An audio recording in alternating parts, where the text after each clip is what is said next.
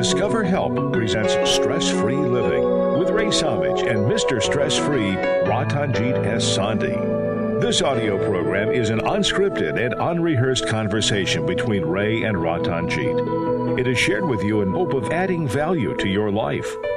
We encourage you to listen to this program in its entirety to receive the full impact of its message. Sit back, relax, open your heart, mind, and soul to this edition of Stress-Free Living.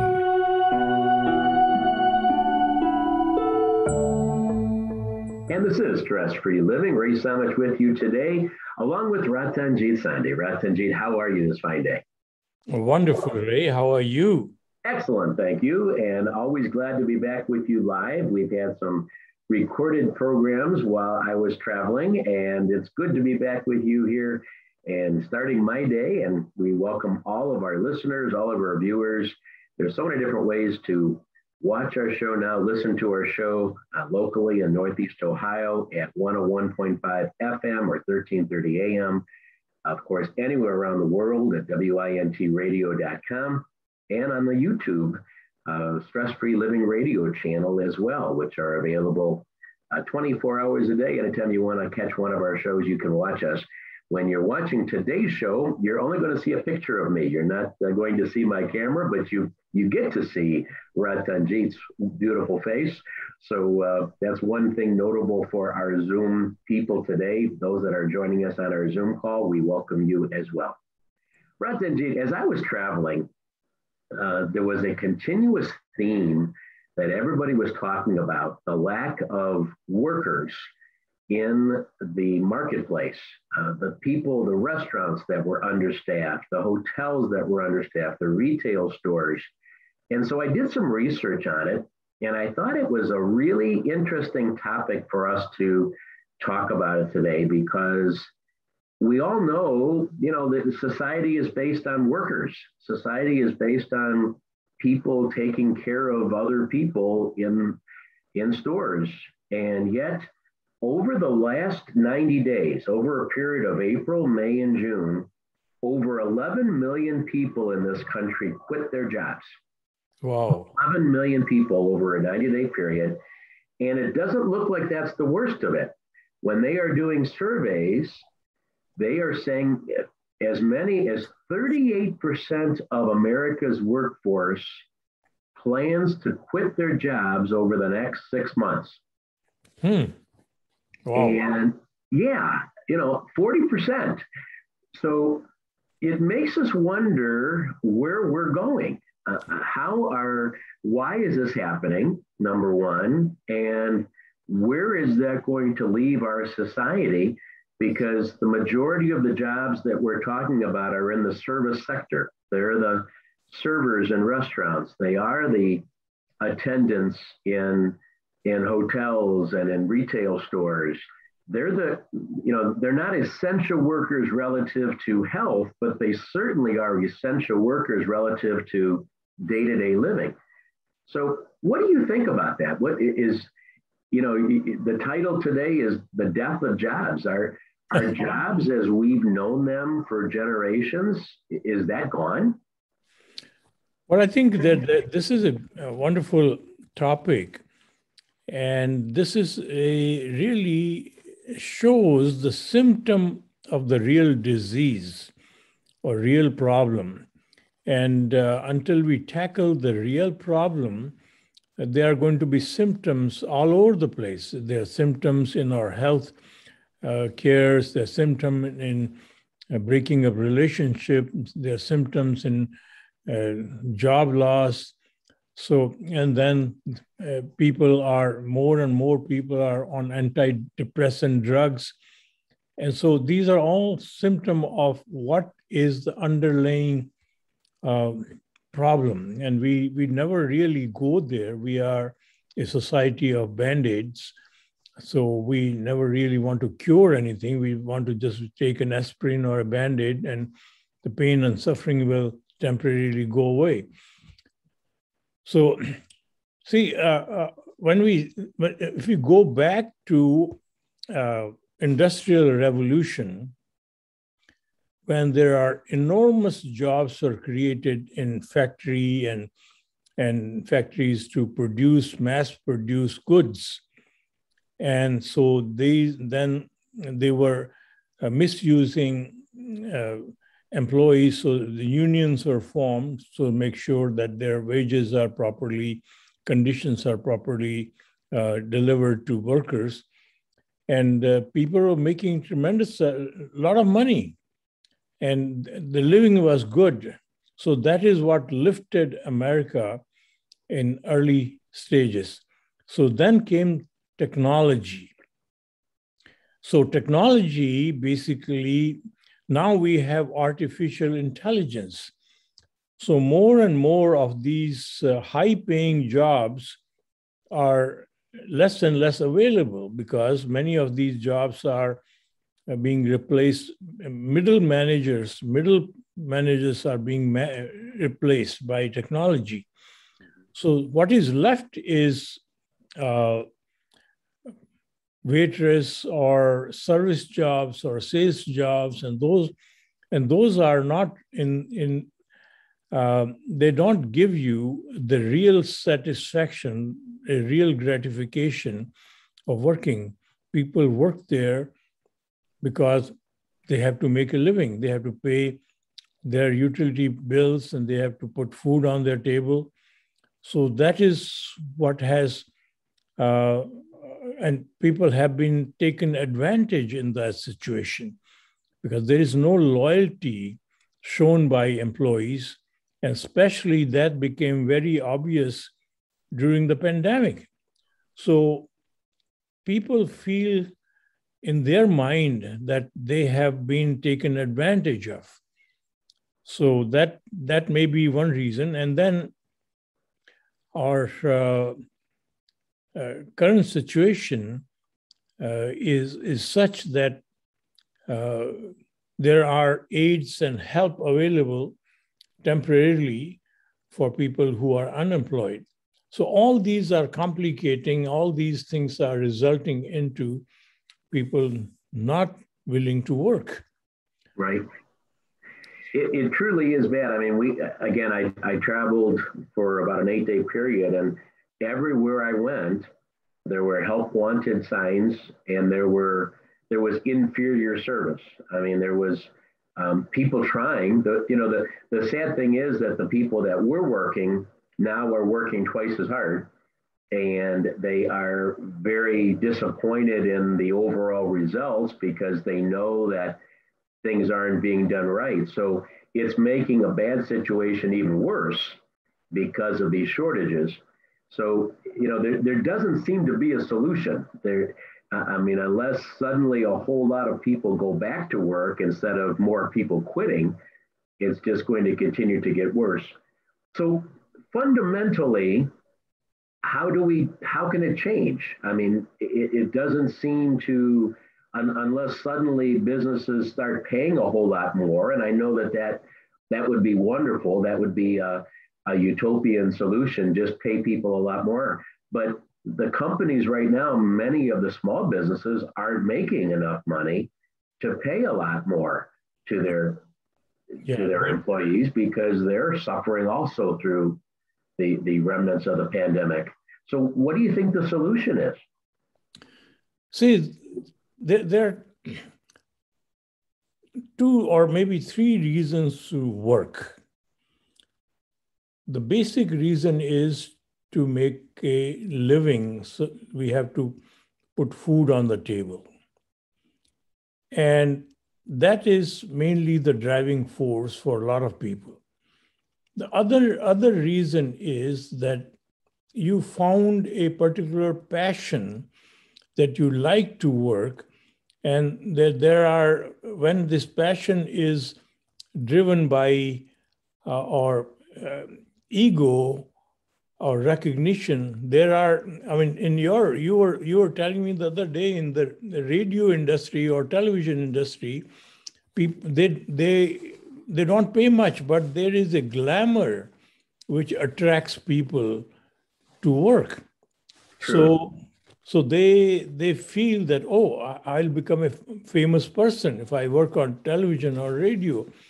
So in certain industry, because of the ego-driven glamour attracts people. Mm-hmm. So, and very few people really find their passion.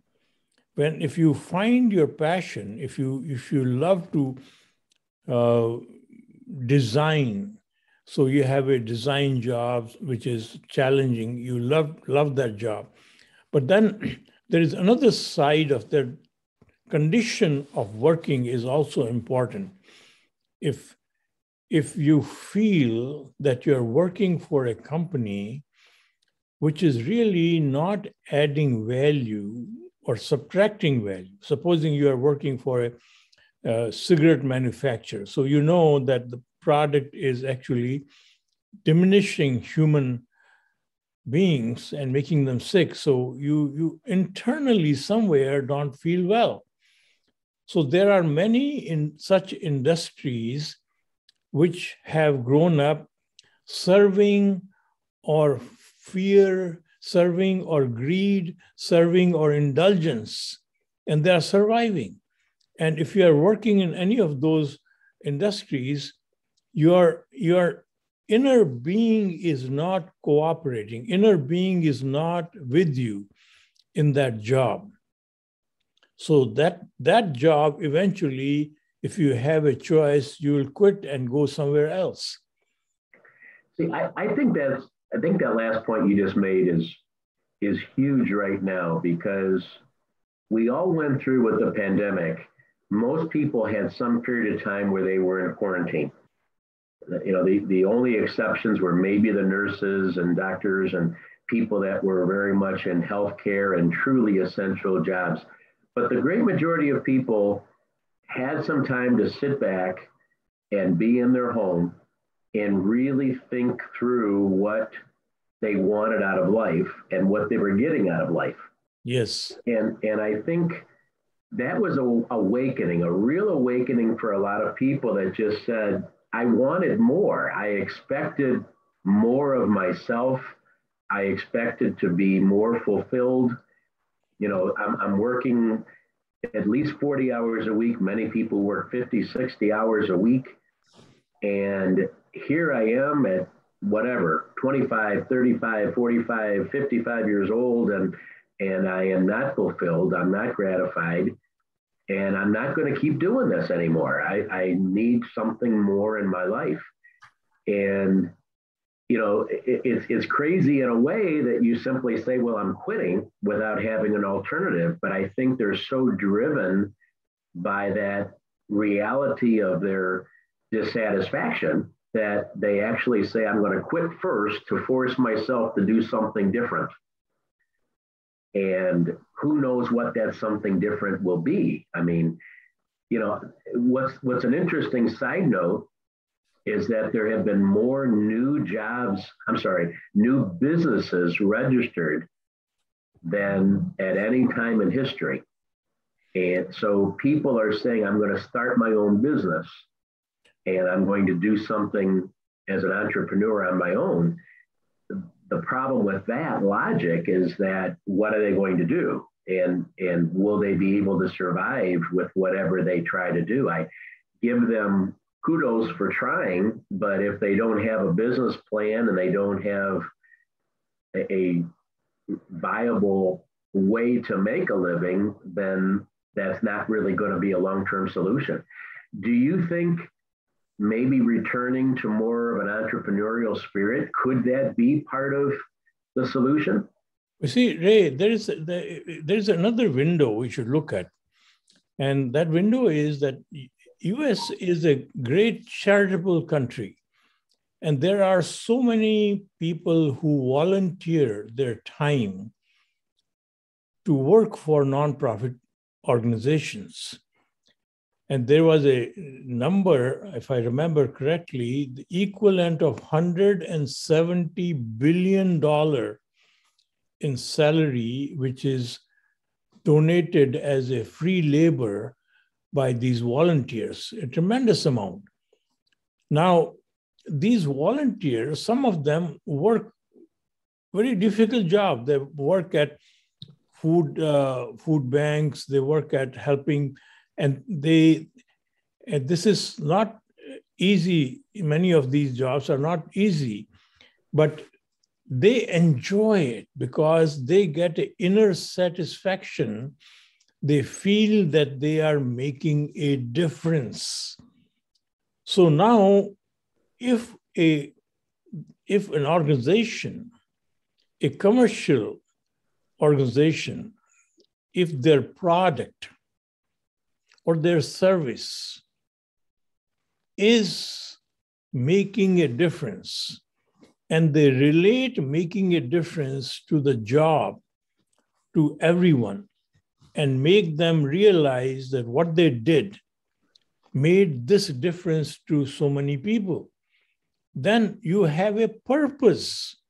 Or most of our jobs are basically, their purpose is to put food on the table. This is basically money. But if you connect your real being, your conscience is hungry to make a difference. And until you feed your conscience, you are starving your soul. And that is what has been happening in our industry. You know, you mentioned radio earlier, radio, television, and we did talk about that. And there is, for people that are in that business, they know that they are making a difference because people do listen to the shows on the radio. They do watch them on television.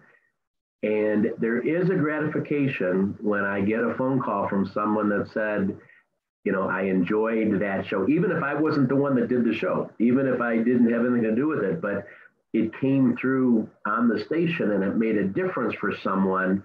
There's a lot of gratification that what I did was meaningful. So yes, there's also some ego involved, certainly, that says, I want to, you know, not anymore at my stage of my life, but for a younger person to say, I hope I'm famous and I hope I do extremely well in broadcasting. But even short of that, there's just the fulfillment that said, what I'm doing is touching people. Yeah, but there are radio shows and television shows which actually end up subtracting value. They spread lies, they spread rumor, they are basically enticing your ego and your indulgence. So when you are involved in that, that basically is only fame and money-driven incentive. So that really does not satisfy the inner. Very few radio and television shows really end up adding value. And I can't disagree with that. There's a lot of waste. There's a lot of waste out there in the entertainment field, in the information field, whether you're talking, you know, internet or whatever. There's a lot of garbage out there, no question about it. But for the people that are, you know, that are involved in presenting something that does add value, I think that there definitely is some fulfillment. Yeah. See, when presenting that. See, at our early stage in our childhood, our education, see, what we call education, math, science, learning, those are merely tools. What we do with those tools is up to us. Those tools, that learning, that knowledge, can help us make a living, because some factory or some institution or some organization can use certain part of that skill or talent. And the real education is what to do with those tools. And that, if is not given to us in an early stage, we end up only following what entice or fear or greed or ego. So we end up compromising our life even after making money and becoming famous, you have seen people end up destroying their family, marriage, even committing suicide. And many of them end up, because they are so disenchanted, they become alcoholic or end up doing a lot of illicit drugs. So that is basically a result of not fulfilling or in the inner core's desire to make a difference, Ray. And that is fundamentally what is required in a job. So if you are an employer, if you are a corporation, if you are making product or services which are compromising our society in any form or shape, then eventually you are going to have very difficult time finding people. If your organization is focused on making a difference, your product and services are enhancing humanity, enhancing environment, serving people, then that organization, if it is driven by that purpose, should reflect that purpose when they hire people. And if they hire people who have the same motivation, then there is a tied link. There is a common purpose of the person who is working and the company who is employing. Then you will have loyalty. We need to take a break here, but it's becoming clear that the jobs, the way that we knew it, the way that we've known it for generations, has changed. And just to get a paycheck, even if it's a big paycheck, isn't enough. There has to be much more to the fulfillment that we receive from the jobs that we work. We're going to come back and talk more about this and what employers need to do and what employees need to do to be able to balance out the system, because it is truly causing stress for all parties involved right now and not getting us to a good solution unless we make a change.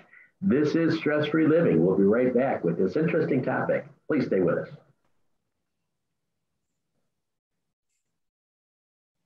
Gosh, we almost went 27 minutes. We are clear. And if anybody would like to comment, now we got a couple minutes. Go ahead. By the way, I have some rental property and I mingle with those. I don't know, to some degree I interact with the residents. And in last 8-9 months, because government was giving that such a huge amount in unemployment benefits, there were people who could have gotten a job, but didn't. And that, I'm saying the first reason to earn a living may be less and less important because they are getting help from other sources like government. The only other two parts, ego and serving the community, making a difference.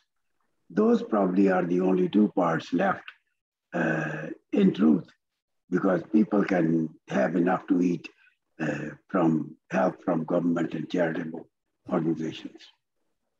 Thank you. So the money, I understand that, and you said ego. Did you say ego was a reason?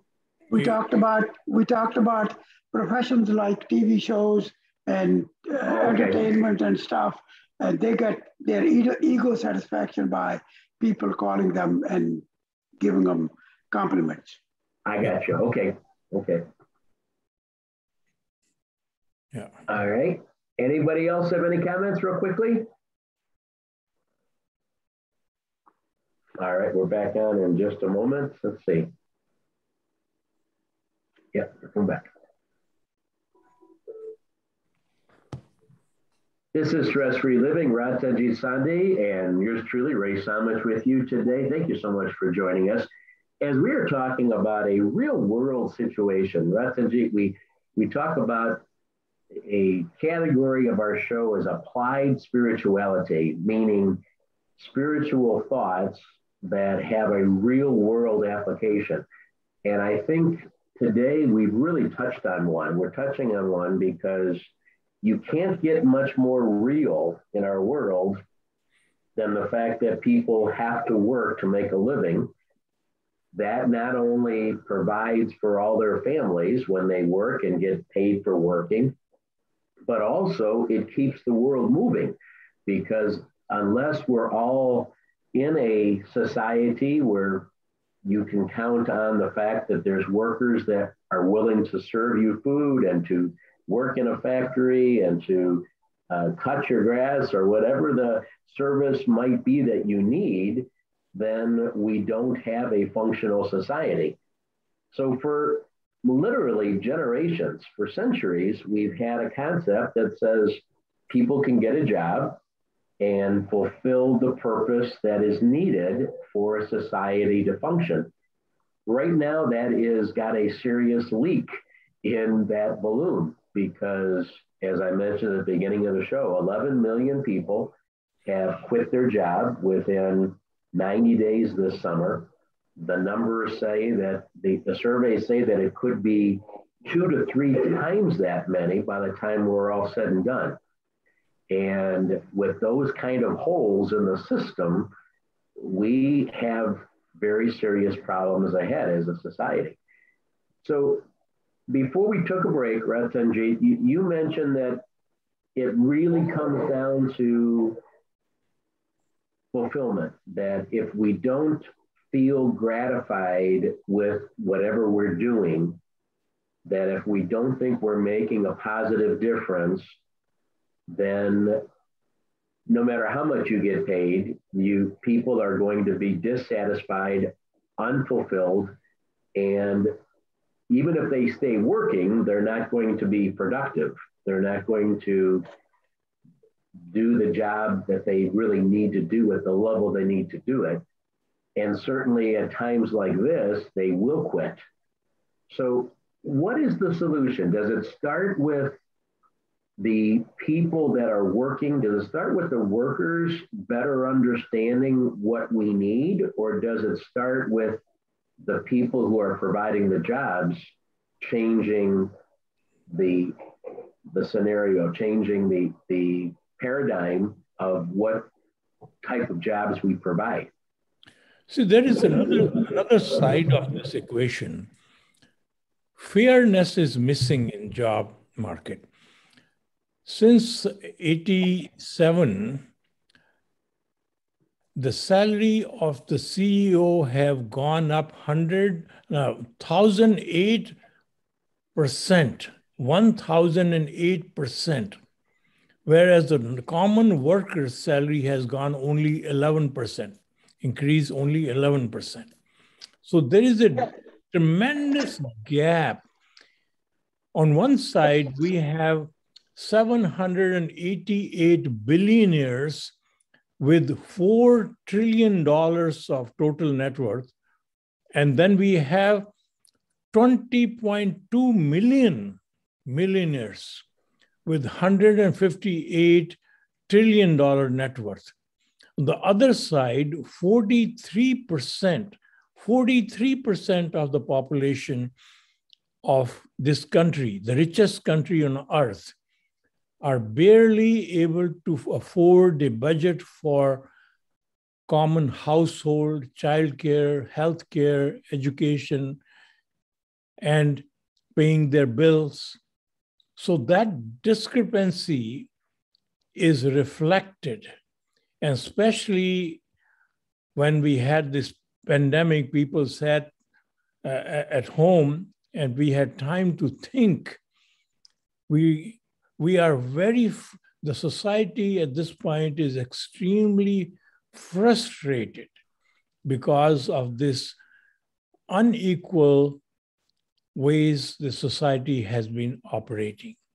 So that is one side of the equation, which has to be kept in mind until the balance is brought back.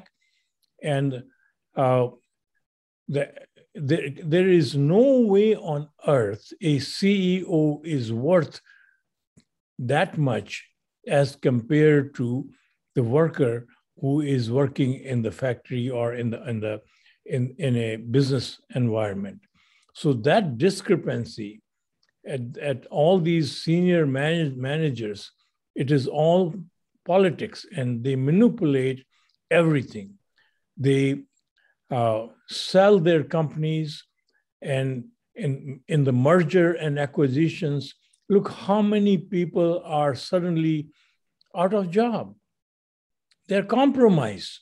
So the whole system of this supposedly capitalism, which is what our core system is. I'm not condemning capitalism, but the capitalism, if it is cancerous, is going to kill the whole society. And that is what it has become. But doesn't that, just like capitalism plays itself out, I mean, the businesses that are doing the right thing, providing the right products, paying their employees a fair wage, giving them good benefits, giving them a safe, friendly work environment, those businesses do well and succeed, and they can get employees.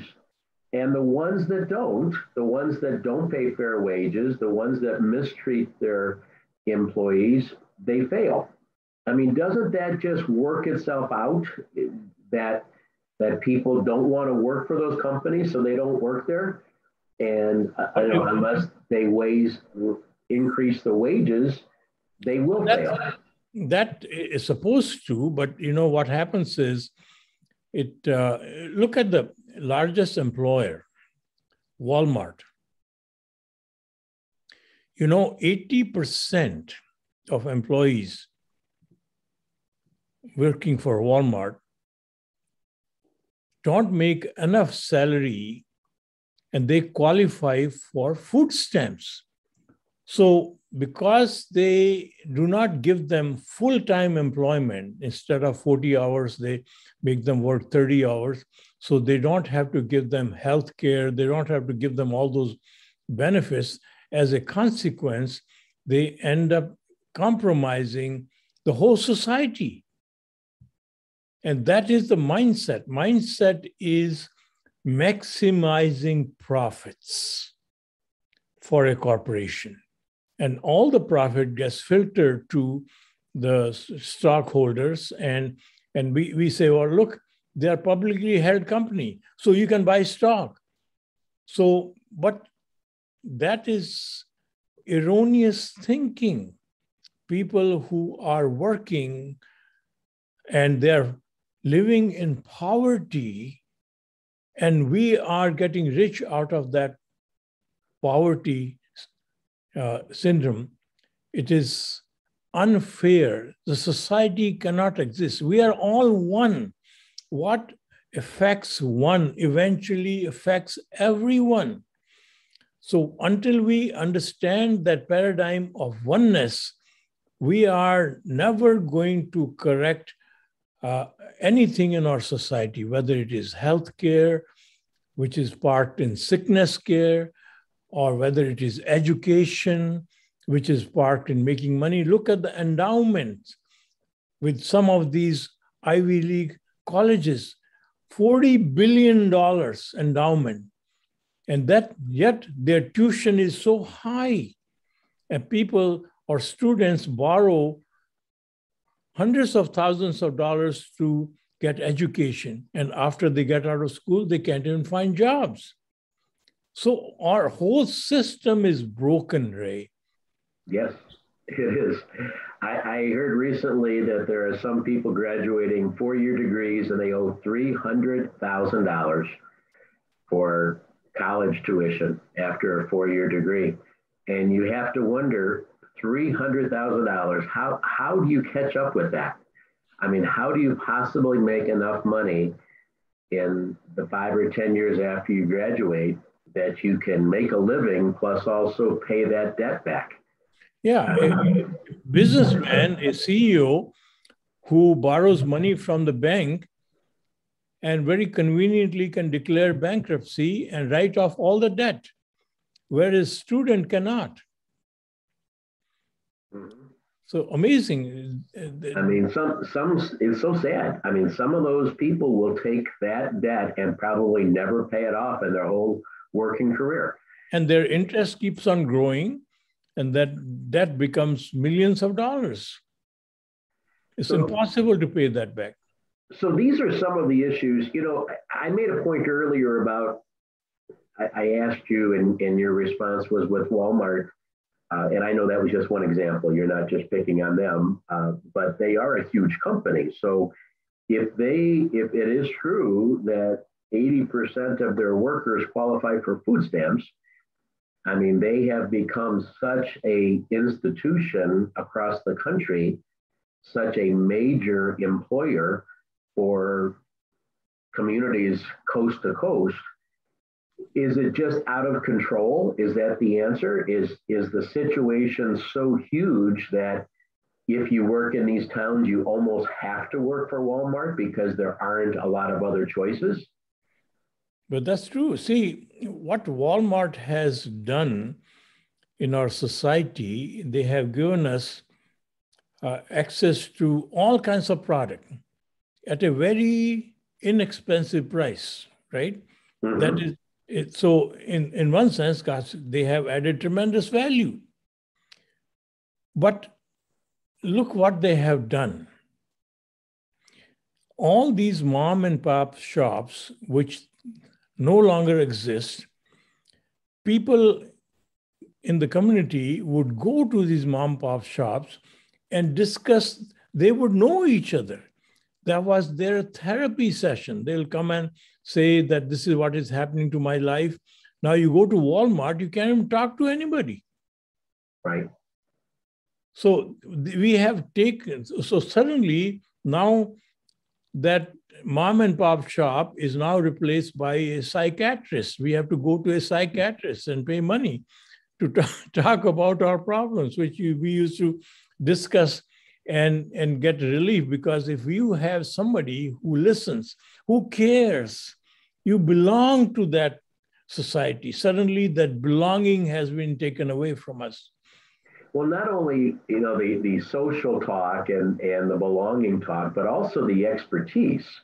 I mean, when you went to a local hardware store, there was somebody there with 10, 20, 30 years experience of how to do the plumbing or how to do the flooring or whatever it might be. Whatever that mom and pop shop was, there was a pride in the work that they did. And so you would go for advice, you would go for information and learn.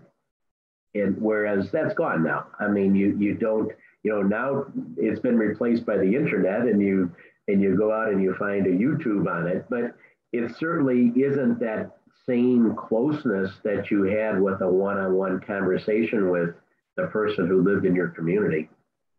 Yeah. Well, as the progress happens with the technology and all those, we have to understand that we have to change. But if that change compromises the entire society and put people in poverty, then that change is not good for the society. It's not sustainable. So what we are going through now, there is a interesting talk that with artificial intelligence, they are going to eliminate many jobs. So what are people going to do? Now, if you make a product and your community, your public doesn't have job to earn and pay for the product, what is the company going to sell? So in that text, what they want to do is they want to give a certain amount of money to every citizen as a base salary, base way to stay afloat. And then on the top, if they want to work, they can earn more. So that is one of the talk about stabilizing our society. So just pay you to stay at home, basically? Yeah, so to just like what you're paying food stamps and money, but this will be paid to every living citizen, and so that a certain amount of money is given to you for survival. So that is a formula which is being discussed in Western culture, that after, if you project 20 years, 30 years, 40 years from now, that there 40%, 50% of the jobs are eliminated. So what are those people? More than half of our population doesn't have jobs. There's no way they can make any living. So how do they survive? And not only that, they are also customers. How do they buy things if they don't have any money? Yeah, but that also adds the element that says what is our fulfillment then? What is our gratification? I mean, yeah, there's no gratification. So to gratify yourself, you have to, you will be forced to find your passion. You'll be forced to say, well, I would want to do this. They may want to start their own service or business, or they may upgrade themselves to a point that they have a value to add to these mega technical companies or some of these. So it's a different paradigm. Nobody knows. We have not lived there. We have never been there. We don't know the consequence of that. So there are so many uncharted territories. So when I say the jobs are dead, so that is 40, 50 years, that's what you'll see. Because of the artificial technology, so many jobs will be eliminated. Even they're thinking that doctors can be eliminated because all your analysis or all your, this thing can be discovered through technology, what is ailing you, what is your core disease. And maybe there are specialist doctors who need to do some operation or all that, they will exist. But majority in legal profession. You're absolutely right. There are so many jobs that are changing right now with the internet, with accessibility from people from their homes, and it is, everything is changing. This is a very interesting topic here today. We are well into our program. We need to take a quick break and come right back and try to make some sense of what we've been talking about. I know we're going to have to continue talking about the solutions in a second show, but this first program has been laying it all out in terms of saying all the things that have changed and all of the conditions that have changed, and maybe starting to talk about some of the solutions for the death of jobs as we know it, not only in America, but truly around the world. We will be back in just a moment.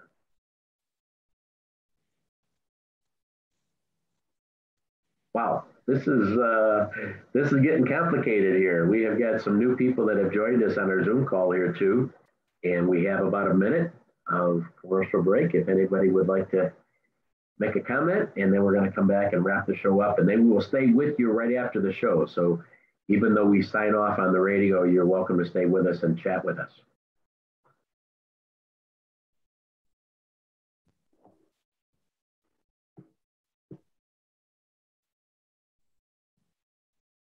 What scientists have in the last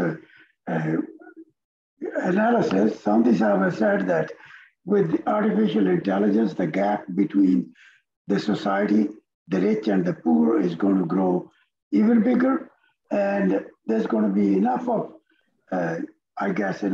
members of society. They will just have to live on whatever is given as a fixed salary to them, and that may or may not be enough. However, they may not have enough incentive to do anything else because they don't have that sort of training. Unless we train them to be entrepreneurs, they are going to be getting poorer and poorer. Ratanjit, any thoughts on that? Well, this is already happening. Look at the richest country on earth. 40 million people are designated poverty people. They live in poverty. 40 million in this country with the population of only 330 million people. 40 million is a large number. Sure when you are the richest country on this face of earth. Okay, we're back. This is Stress Free Living. Ray Samich and Ratanjit Sandhi with you. Very different show here today. We have truly just started talking about all of the different aspects of jobs, working jobs, how it has been for generations and how it is changing. Ratanjit, you quickly at the end of the segment mentioned even a couple of careers like the medical profession and the legal profession. And probably as recently as 20 years ago, you thought about somebody who was in those careers and you said, wow, what a safe career path that is. I mean, there's doctors and attorneys are making a lot of money and they're very badly needed in our society. And so those are safe and profitable careers to enter into. And yet we have seen over the last 10 years in particular that people go on the internet now. Many people do not go to doctors anymore. They go into chat rooms where all of the information is gathered already. Perhaps they don't even talk to a real doctor, or in some cases they do, but it's done within a matter of seconds or maybe a couple of minutes as opposed to the traditional doctor visit. Attorneys the same way. The forms are all pre-done. The scenarios are all laid out and you just find the relevant scenario. You get what you need. You pay a small fee and you're done. And so, there's two examples there of highly educated and experienced careers that have been totally changed because of technology. So, we only have a few minutes left here today's show. And again, I know we're going to have to do part 2 and maybe many more parts, because this is a serious paradigm shift for society at all levels. It is for the employer, things are going to have to be different. For the employee, things are going to have to be different. For customers, things are going to have to be different in terms of what we expect and what we receive. For young people pursuing education and choosing their careers, I mean, I don't know if there's anything that is going to change society as much as the death of jobs as we know it over the next generation or two. See, fundamentally, Ray, we have to ask the basic question: what is the purpose of our government? What is the purpose of a business? What is the purpose of education? Is to serve humanity. If any of these things are not focusing on serving humanity, basically focusing on just personal wealth increase, then that itself is going to destroy. With wealth increase paradigm, they don't care what happens to the environment, what happens to public, what happens to people. So in that whole thinking, we are going to destroy ourselves. If you project that curve, as if this thing grows, more and more people are becoming vegetables because they have no incentive to live. They have no challenge in their life. They're getting $30,000 a year to survive, and they have food and everything else. But You need a purpose to live. You see, when a person who has worked all their life, when they retire, they say, I can't wait to retire. I hate this job. And when they do retire, and they say, oh, I'm going to be enjoying my life. And many of them, very healthy. Suddenly something happens, within a couple of years, they pass away. Because the purpose in life is so important. I'm 81 years of age. Why am I doing this radio show? Why am I involved in this? Because it gives me a purpose. Until you have a reason to live, all the money in the world is useless. And the reason to live is always, we have to think that you are not a separate entity. You are the same power which enlivens everyone else. So you are here sent to serve that power in others. And if we do not serve that power through your thinking, through your product, or through your service, then you are basically compromising your own inner happiness. And as a consequence, you get diseased, you get depressed, you feel lonely, regardless of how much education, regardless of how much wealth you have, until you have a purpose which is in unison with the purpose of the universe, which is to serve, which is to add the highest value to a single entity which exists and empowers every living human being.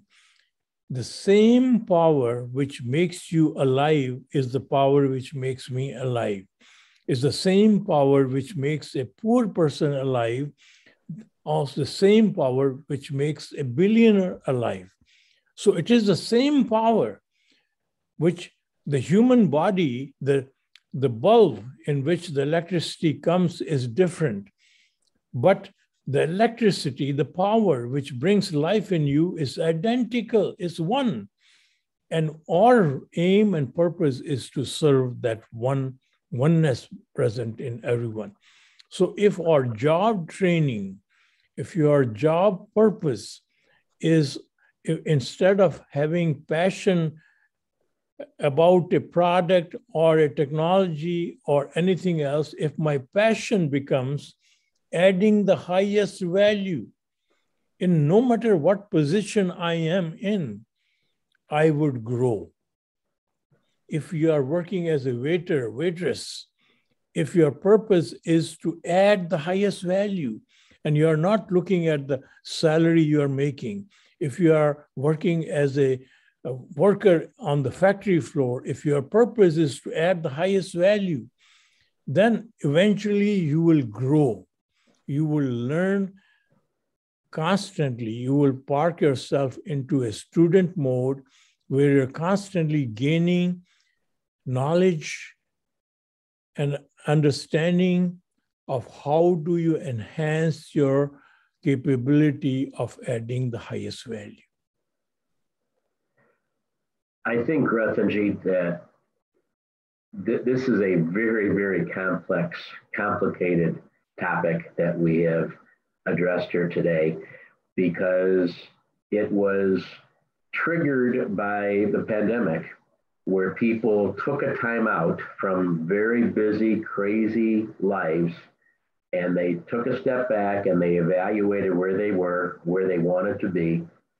It also caused society and all the employers to rethink what they wanted and where they needed to be, and options, alternatives with artificial intelligence and cutting back of employees and making more money.